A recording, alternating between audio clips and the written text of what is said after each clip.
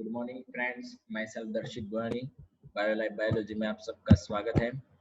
Chapter number 8 twelfth science NCERT के अंदर English medium human health and disease के बारे में लास्ट लेक्चर के अंदर हमने इम्यूनिटी के बारे में डिस्कशन किया था। इम्यूनिटी की डेफिनेशंस और इम्यूनिटी के दो टाइप्स थे, एक था एक्वायर्ड इम्यूनिटी और दूसरा था इनट इम्यूनिटी। इनट इम्यूनिटी और उसके बैरियर है, उसके बारे में हमने लास्ट लेक्चर के दौरान डिस्कस किया। Today we will be discuss the acquired immunity। आज हम डिस्कस करने वाले हैं एक्वायर्ड इम्यूनिटी। एक्वायर्ड इम्यूनिटी क्या है और वो किस तरह से वर्क करती है। इनट इम्यूनिटी तो हम कह सकते हैं कि हमारा जब बर्थ होता है तभी से हमारे पास होती है, मतलब हमारे बर्थ के टाइम ही हमारे पास प्रेजेंट होती है। जैसे कि डिफरेंट डिफरेंट टाइप के बैरियर्स के बारे में बताया, जो डिफरेंट डिफरेंट टाइप के फॉरेन एंटीजेंस और फॉरेन पैथोजेंस को किल करने में हेल्पफुल होता है।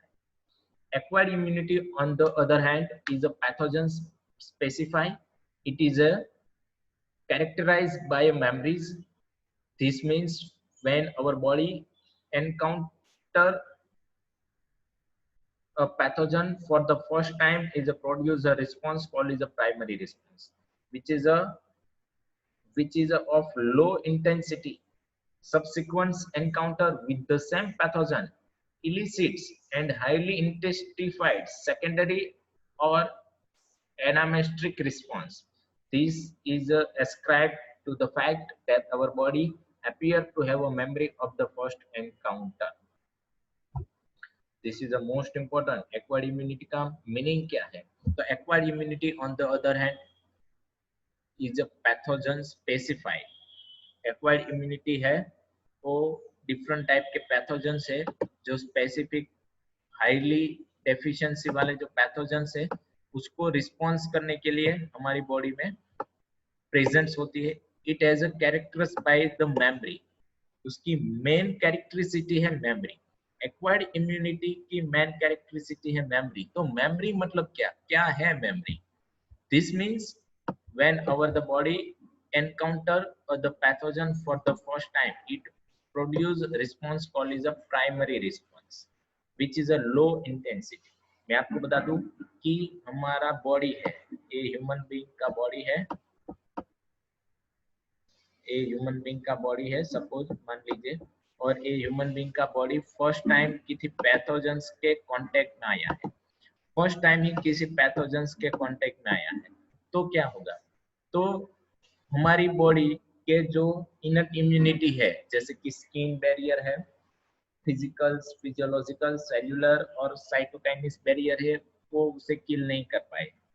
अब हमारी एक्वायर्ड इम्यूनिटी, जैसे कि हमारे पास बहुत सारे सेल्स होते हैं, वो सारे सेल्स होते हैं, वो इस पैथोजेंस को हमारी बॉडी के अंदर जो एक पैथोजेंस है, ये रेड बता रहा हूँ, ये सारे पैथोजेंस है, उस पैथोजेंस को किल करने के लिए हमारी बॉडी रिस्पॉन्स देगी, और वो जो रिस्पॉन्स है, रिस्पॉन्स देने वाले है, उस रिस्पॉन्स को मैं जो रिस्पॉन्स देने वाले है, जो रिस्पॉन्स है उसको मैं येलो डॉट से डॉट आउट मतलब मार्क किया है। इस फिगर के अंदर रेड है वो हमारे पैथोजेंस है, और उसके अगेंस्ट हमारी बॉडी ने जो रिस्पॉन्स दिया वो रिस्पॉन्स हमारा प्राइमरी रिस्पॉन्स होगा, वो रिस्पॉन्स हमारा प्राइमरी रिस्पॉन्स होगा। और रिस्पॉन्स के अगेंस्ट हमें फर्स्ट तो मैसेज आउट किया कि आपकी बॉडी में कोई फॉरेन पार्टिकल्स है, मतलब हमारी बॉडी का टेम्परेचर बढ़ गया, हेडेक हुआ, एक्सेट्रा में सिम्टम्स दिखने लगे, which is a low intensity, और एक प्राइमरी रिस्पॉन्स है उसकी जो इंटेंसिटी होती है वो बहुत कम होती है। बट अगर सेम पैथोजेंस, जैसे कि आपने ये जो पैथोजेंस था उस पैथोजेंस को किल कर दिया, ये रेड वाले है सारे किल कर दिए, और आपकी बॉडी फिर से अच्छी हो गई, और इस पैथोजेंस को किल करने के लिए आपको कोई डॉक्टर एक्सेट्रा मेडिसिन की जरूरत हुई है, आपने मेडिसिन ली है, डॉक्टर्स के पास चले गए और आपने मेडिसिन ले ली है। अब मैं ऐसा कह रहा हूँ कि दूसरी बार सेम डिजीज, सपोज आपको मैं बता दूं कि आपकी बॉडी के अंदर ये जो पैथोजेंस था वो पैथोजेंस टाइफाइड फीवर के एजेंट्स थे, मतलब बैक्टीरिया थे, साल्मोनेला टाइफी थे, जो टाइफाइड फीवर के लिए रिस्पॉन्सिबल थे। और लाइफ में, क्या कह रहा हूँ, लाइफ में पहली बार ही आपको टाइफाइड हुआ है, तो इसकी वजह है कि आपकी बॉडी को एक टाइफॉइड पैथोजेंस है, उसको कैसे किल करे और उसका कैसे रिस्पॉन्स दे, उसे किस तरह से मारा जा सकता है वो कुछ पता नहीं था। बट सेम पैथोजन ने दूसरी बार आपकी बॉडी के ऊपर अटैक किया, encounter with the same pathogen illicit highly intensified. दूसरी बार सेम पैथोजेंस ने आपकी बॉडी के ऊपर अटैक किया तो आपकी बॉडी सेम रिस्पॉन्स देगी, लेकिन वो रिस्पॉन्स सेकेंडरी रिस्पॉन्स होगा, और इस सेकेंडरी रिस्पॉन्स की इंटेंसिटी कितनी होगी, हाई होगी। इंटेंसिटी हाई होगी मतलब बहुत जोर से उसके ऊपर अटैक होगा और साल्मोनेला टाइफी के जो पैथोजेंस है उसको किल कर देंगे, उसको किल कर दे। पहली बार नया नया था, हमारी बॉडी को भी कुछ पता नहीं था क्या करे कैसे करे, इसको किस तरह से स्टॉप के, लेकिन हमारी बॉडी ने इस पैथोजेंस का स्ट्रक्चर याद रख लिया। उसके पास मेमोरी, मतलब उसने, ये इसकी कैरेक्टरिस्टिक है एक्वायर्ड इम्यूनिटी की, मेमोरी उसने याद रख लिया। 2 महीने 6 महीने या 5 साल के बाद फिर से यही पैथोजेंस आपकी बॉडी में घुसता है तो आपकी बॉडी उसके अगेंस्ट स्ट्रांगली रिस्पॉन्स देती है। वो रिस्पॉन्स हमारा होता है सेकेंडरी रिस्पॉन्स, वो रिस्पॉन्स हमारा होता है सेकेंडरी रिस्पॉन्स, और उसको हम एनीमेस्ट्रिक रिस्पॉन्स भी कह सकते हैं। एनीमेस्ट्रिक रिस्पॉन्स, एनीमेस्ट्रिक मतलब आपकी बॉडी ने अपनी जो स्मृति थी, स्मृति मतलब अपनी जो मेमोरी थी, उस मेमोरी के डिपेंडिंग रिस्पॉन्स दिया। जस्टिफाई मैं ऐसा कह रहा हूं कि कोई भी ह्यूमन बीइंग की है सपोज बॉडी है, तो इस बॉडी को रिस्पॉन्स करना है तो पहले हमें पैथोजेंस को आइडेंटिफाई करना होगा, उसका स्ट्रक्चर वो कैसा है, उसको किस तरह से किल किया जा सकता है, और उसके बाद रिस्पॉन्स देना है। वो उसकी इंटेंसिटी कम होगी, लेकिन सेम पैथोजन दूसरी बार आया तो हमारी इम्यूनिटी को, हमारी इम्यून सिस्टम को मेमोराइज, उसको पता होता है कि कुछ तो ऐसा है कि जो एक बार आ गया था, अब यही है, अब मुझे यही रास्ता फॉलो करके इसको किल करना है, तो उसकी इंटेंसिटी दुगना हो जाएगी। उसको सेकेंडरी रिस्पॉन्स, या तो हम एनिमेस्ट्रिक मतलब एनिमेटेड, हमारी जो मेमोरी होती है उसके डिपेंड ही हमारी बॉडी उसको रिस्पॉन्स देके उसको वहीं पे खत्म कर देती है। This is ascribed to the fact that our body appear to have a memory of the first encounters। हमारी बॉडी को, इसका मतलब ये हुआ कि हमारी बॉडी के अंदर जो पहले हमला हुआ था, पहले पैथोजेंस घुसे थे, उसकी स्मृति, उसकी मेमोरी है, उसको पता है कि पहले ये हमारी बॉडी के अंदर आ चुके हैं। तो ये है खासियत एक्वायर्ड इम्यूनिटी की। एक्वायर्ड इम्यूनिटी की खासियत है कि उसको पता रहता है कि कौन कौन से डिजीज हमें हो चुके हैं और कौन कौन से पैथोजेंस हमारे बॉडी के अंदर एंटर हो चुके हैं। अब बात बताऊं कि चलो प्राइमरी रिस्पॉन्स देना है एक्वायर्ड इम्यूनिटी में, तो प्राइमरी रिस्पॉन्स किस तरह से हमारी बॉडी देती है। सपोज मान लिया चलो कि आपकी बॉडी ने पैथोजेंस के अगेंस्ट प्राइमरी रिस्पॉन्स दिया, फर्स्ट बार कोई पैथोजेंस आपकी बॉडी के अंदर एंटर हुआ है और आपकी बॉडी के पास उसकी मेमोरी नहीं है, मतलब उस आज से पहले कभी भी ये पैथोजेंस नहीं आया, तो प्राइमरी रिस्पॉन्स कैसे करती है आपकी बॉडी। तो प्राइमरी रिस्पॉन्स करने के लिए primary and secondary immune response are carried out with the help of two special type of lymphocyte cell। हमारी बॉडी के WBC व्हाइट ब्लड सेल, और व्हाइट ब्लड सेल के डिफरेंट डिफरेंट टाइप है, leukocytes, monocytes, neutrophils, basophils, ये सारे differentials count है जो हमने chapter number 18 body fluid and circulation 11 standard के अंदर कंप्लीट किया है।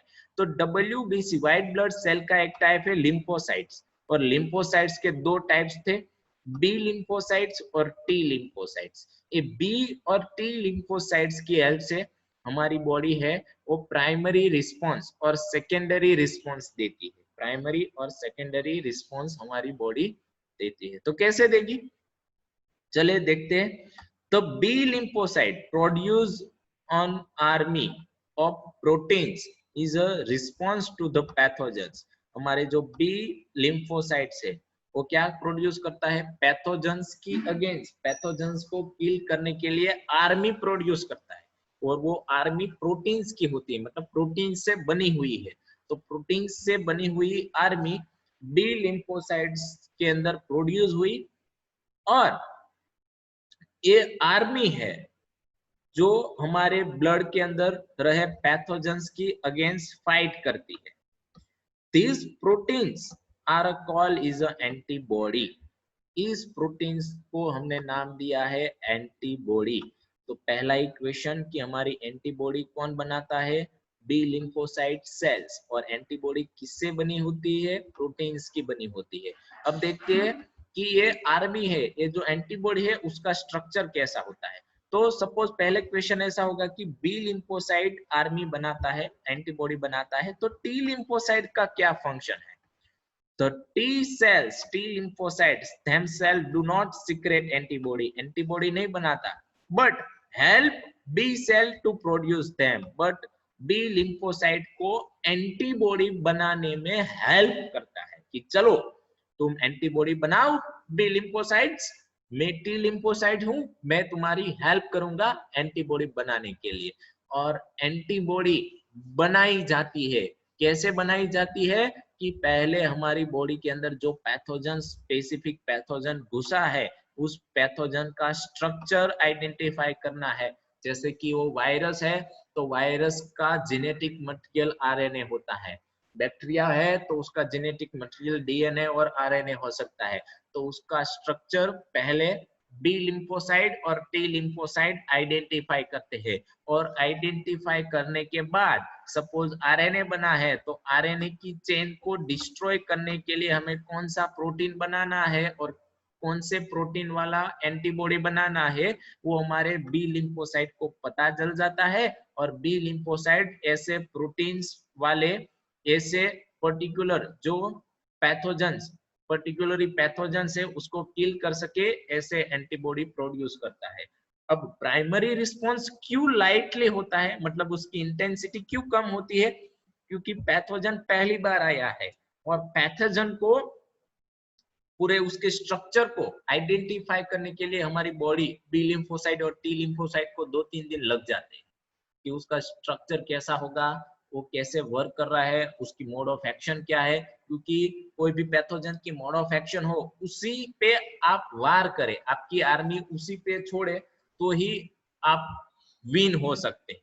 तो हमारी आर्मी एंटीबॉडी को विन होना है, तो इसकी वजह से बी लिम्फोसाइट जैसे पैथोजन आया वैसे ही एंटीबॉडी नहीं बनाने लगता, उस पैथोजन क्या है उसको देखने के बाद, उसको स्पेसिफिक मतलब उसको देखने के बाद, पैथोजन को देखने के बाद, उसका स्ट्रक्चर देखने के बाद उसको किस तरह से डिस्ट्रॉय किया जा सकता है, और पर्टिकुलरली उसी पैथोजन को किल करने के लिए आर्मी प्रोड्यूस करता है।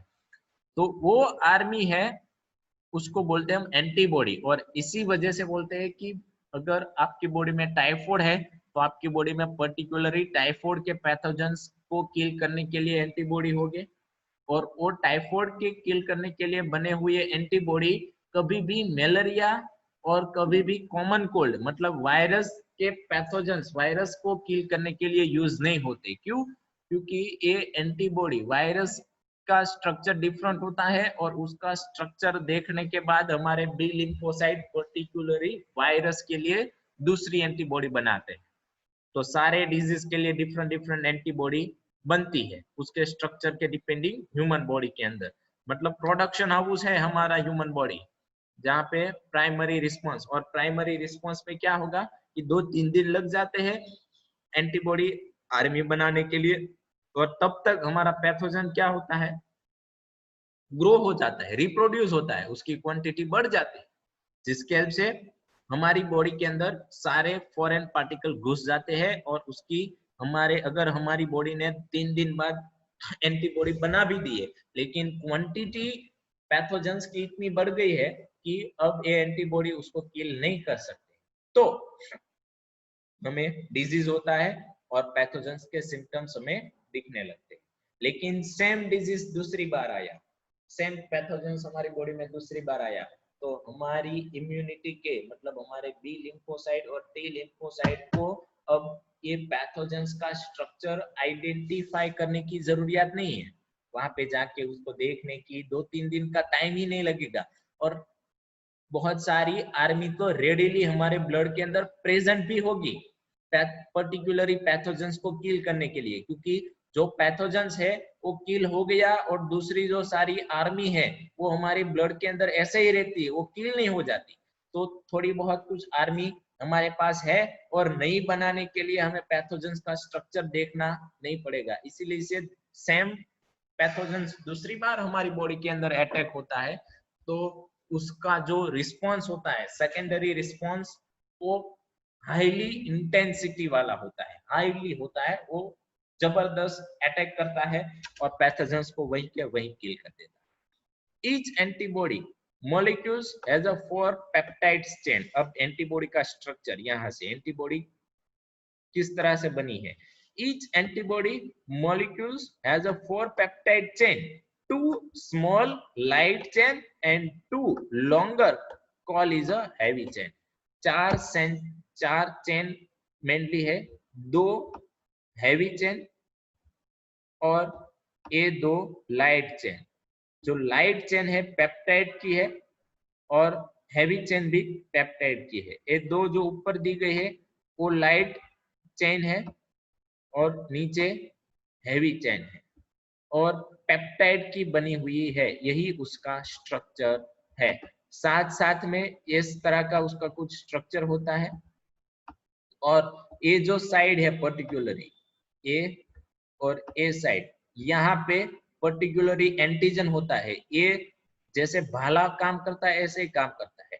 यहाँ से ये जो साइड है यहाँ से एंटीबॉडी चले जाएंगे और पैथोजेंस मतलब हमारे एंटीजन, उसको हम बोलते हैं एंटीजन। सपोज हमारी ये एंटीबॉडी साल्मोनेला टाइफी को किल करने के लिए बनी है, तो यहाँ से हमारे जो एंटीजन बाइंडिंग साइट है, ये जो साइड है यहाँ पे और यहाँ पे हमारे एंटीजन के साथ ये हमारी एंटीबॉडी है वो जुड़ जाएगी, हमारी एंटीबॉडी उसके साथ जुड़ जाएगी और उसको कट मतलब उसको जो उसकी जो रिप्रोडक्टिव चेन और उसका जो भी स्ट्रक्चर है उसको डिस्ट्रॉय कर देगी particularly.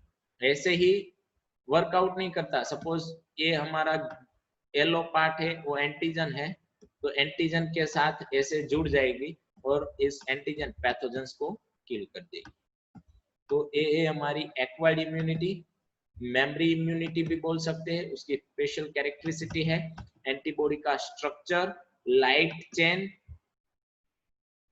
as an antibody represent as a L2L H2L2। H मतलब 2 हेवी चेन और 2 lower weight chain, 2 lower weight की चेन, इसकी वजह से एंटीबॉडी का एक सिंबॉलिक फंक्शन दिया है H2L2। Different type of antibody are produce in our body. हमारी बॉडी डिफरेंट टाइप के एंटीबॉडी प्रोड्यूस करते हैं। IgA, IgM, IgE, IgG are some of them। IgA, IgM, IgE और IgG are some of them। ये different type की antibody है, उसके types है। A cartoon of an antibody given in figure, हमारी एंटीबॉडी की इमेज फिगर में दी गई है। Because these antibody are found in blood, it response is also called as a humoral immune response। ये एंटीबॉडी हमारे ब्लड के अंदर ही रहती है, इसकी वजह से हमारा ब्लड बॉडी के सारे पार्ट तक पहुंचता है और इसकी वजह से पहुंचता है और इसकी वजह से ऐसे इम्यून रिस्पॉन्स को हम ह्यूमोरल इम्यून रिस्पॉन्स भी कह सकते हैं। This is one of the 2 types of our acquired immune response, antibody mediated। The second type of call is a cell mediated immune response, call is a cell mediated immunity, CMI cell mediated, क्योंकि particularly cell ने हमारी acquired immunity है, उसका दूसरा नाम है cell mediated immunity. क्यों? क्योंकि हमारे पर्टिकुलरली सेल हमारे बी लिम्फोसाइट्स थे, उसने ही ये एंटीबॉडी प्रोड्यूस की है और इसकी वजह से ये सेल मेडिएटेड इम्यूनिटी भी कहा जाता है।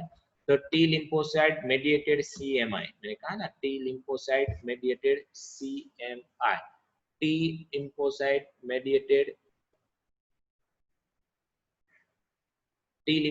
Mediated CMI. Very often when some human organ like a heart, eye, liver, kidney fail for the function satisfactory, transplantation is the only remedy to enable to the patients to live and a normal life. कई बार हम देखते हैं कि human being होते हैं, उसका liver, आंख, उसका हार्ट, उसकी किडनी फेल हो गई है और वो अच्छे से फंक्शन नहीं करते, तो अगर आपको उस ह्यूमन बींग को जिंदा रखना है तो आपको ट्रांसप्लांट करवानी होगी। किडनी है, आंख है, कि फिर आप उसकी हार्ट का और लीवर, कोई भी चीज आपको ट्रांसप्लांट करवानी होगी। तो ट्रांसप्लांटेशन ही एक ऑप्शन है। तो ट्रांसप्लांटेशन में हम बहुत सारे प्रॉब्लम्स और बहुत सारे बातें सुनी होगी कि हमें सुटेबल डोनर चाहिए, देन आफ्टर उस डोनर का ऑर्गन उसकी बॉडी एक्सेप्ट करनी चाहिए। जो रिसेप्टर है, मतलब जो डोनर है वो अपनी किडनी दे रहा है, लेकिन जो रिसेप्टर है, जो पेशेंट्स है, उसकी बॉडी उस किडनी को एक्सेप्ट करनी चाहिए। आपको ऐसा लगेगा कि ह्यूमन की किडनी तो ह्यूमन बींग, कोई भी ह्यूमन बींग में चलेगी, ऐसा कदापि नहीं है, ऐसा है ही नहीं। ऐसा क्वेश्चन इसीलिए आता है कि कई बार हमारी ह्यूमन बॉडी है, ह्यूमन बॉडी में आपने आपका खून चेक कर लिया, हमारा ए पॉजिटिव, दूसरा का ए पॉजिटिव, दोनों का सेम है, तो ऐसा जरूरी नहीं है कि हमारी किडनी उसको चलेगी लेकिन 40%, 60% उसकी बॉडी इम्यून रिस्पॉन्स प्रोड्यूस करेगी, क्योंकि बॉडी के टी और बी लिम्फोसाइट को ऐसा लगता है कि ये जो ऑर्गन है वो फॉरेन पार्टिकल है और उसकी अगेंस्ट हमारे ब्लड के अंदर एंटीबॉडी बनने लगते हैं, और वो एंटीबॉडी पूरे जो आपने दूसरे ह्यूमन बींग का हार्ट वहां पे ट्रांसप्लांट किया है, उस हार्ट के सेल को डिस्ट्रॉय करने लगेगी। ऐसा ना हो, इसकी वजह से ही ट्रांसप्लांटेशन में आई, हार्ट, लीवर और किडनी, उन सबको ट्रांसप्लांट करते समय बहुत सारी चीजें ध्यान में रखते हैं, और साथ साथ में जो हार्ट ट्रांसप्लांटेशन और बॉडी के अंदर जो हार्ट दूसरे ह्यूमन बींग का डाला है, ऐसी दवाई आती है जो बी और टी लिम्फोसाइट्स को ऐसा महसूस करवाती है कि ये जो हार्ट है वो तुम्हारा ही है, वो कोई अदर पेशेंट्स का नहीं है, अदर डोनर का नहीं है। होता ऐसा ही है, लेकिन हमारी इम्यून सिस्टम को हम ही गेम खेलते हैं उसके साथ, जिसकी वजह से आपने देखा होगा कि जिसकी हार्ट, किडनी जो भी ट्रांसप्लांट की है ना, उसको हर रोज एक दवाई लेने की दवाई की बात करते हैं कि आपको लाइफ टाइम अब दवाई लेनी होगी। वो दवाई ही, वो केमिकल ही ऐसा है कि जो बी और टी लिम्फोसाइट को इनएक्टिव करके ये जो हार्ट है उसके अगेंस्ट एंटीबॉडी प्रोड्यूस नहीं करवाता। अगर एंटीबॉडी प्रोड्यूस भी हो रही है तो उस एंटीबॉडी को डिस्ट्रॉय करने की है, कि वो एंटीबॉडी हमारे जो डोनर का हार्ट हमने ट्रांसप्लांट किया है दूसरे पेशेंट्स के अंदर, तो उस पेशेंट्स के हार्ट में कुछ भी प्रॉब्लम क्रिएट ना हो। अगर कई बार इम्यून रिस्पॉन्स इतना बढ़ जाता है तो पेशेंट्स जिसके अंदर ट्रांसप्लांटेशन हुआ है उसकी बॉडी के अंदर बहुत सारी एलर्जिक रिस्पॉन्स दिखते हैं और उसको हॉस्पिटलाइज भी करना पड़ता है। तो ये पूरा कॉन्सेप्ट है कि हमारी बॉडी के पास ऐसी सेंसिटिविटी है कि जो टिश्यू हमारा है वो हमारा है, हमारा नहीं है वो दूसरों का ही है। मतलब वो जानता है हमारे बॉडी के ब्लड, हमारी बॉडी के टिश्यूज और दूसरे सारे पार्ट, वो सब प्रेजेंट है कि कौन सा पार्ट उसका है और कौन सा डिफरेंट है। मतलब सेल्फ और non self cell mediated immune response is responsible for the graft rejections। ये जो सेल मेडिएटेड इम्यूनिटी है, हमारी बॉडी के पास ऐसी कैपेसिटी है कि उसके बॉडी के पार्ट के अलावा दूसरा पार्ट कोई भी आ जाए, इवन खून भी दूसरे का आपकी बॉडी में डाला तो आपकी बॉडी को पता चल जाता है। तो ये था पूरा कॉन्सेप्ट। उसके अंदर आपको आई होप कि एक ही क्वेश्चन अंडरस्टैंड नहीं हुआ था कि IG का मतलब क्या होता है IgA, IgM, IgE, IgG। तो डिफरेंट डिफरेंट लेवल पे डिजीज के डिफरेंट डिफरेंट लेवल पे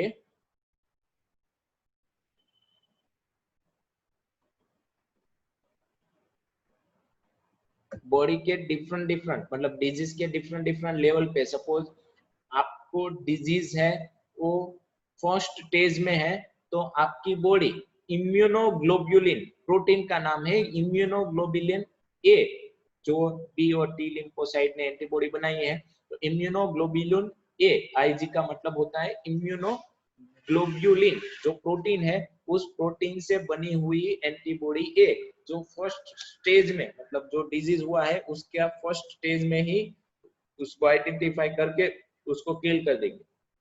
लेकिन डिजीज है वो उतने दूसरे स्टेज में या तीसरे स्टेज में चला गया है, तो उस टाइम हमारी एंटीबॉडी भी स्ट्रांग होनी चाहिए। तो उस टाइम हमारी एंटीबॉडी आईजीएम होगी, आईजीजी होगी और आईजीई भी हो सकती है। मतलब पॉसिबिलिटी फॉर द टाइम, कौन सा टाइम है कब हमारी बॉडी को आइडेंटिफाई होता है, जो कि आइडेंटिफाई हो ही जाता है, लेकिन आईजीए एंटीबॉडी हमारे पैथोजेंस को किल नहीं कर पाती, तो आईजीएम प्रोड्यूस होती है। आईजीएम नहीं किल कर पाती तो अदर कोई वे यूज होता है उसको किल करने की। मतलब एंड तक हम जब तक मर नहीं जाते, हमारा डेथ नहीं हो जाता, तब तक हमारी बॉडी के अंदर एंटीबॉडी प्रोड्यूस होते रहते हैं और वो ट्राई करती रहती है कि पैथोजेंस को वो किल कर सके। सो ये था पूरी एक्वायर्ड इम्यूनिटी। एक्वायर्ड इम्यूनिटी के दो पॉसिबिलिटी है, active immunity protect bye immune system, natural और आर्टिफिशियल। एक्वायर्ड इम्यूनिटी के जो दो टाइप्स है, एक्टिव और पैसिव, उसके बारे में हम अगले लेक्चर के दौरान डिस्कस करने वाले हैं। साथ साथ में वैक्सीनेशन और इम्यूनाइजेशन की भी हम बात करेंगे। तब तक थैंक यू वेरी मच।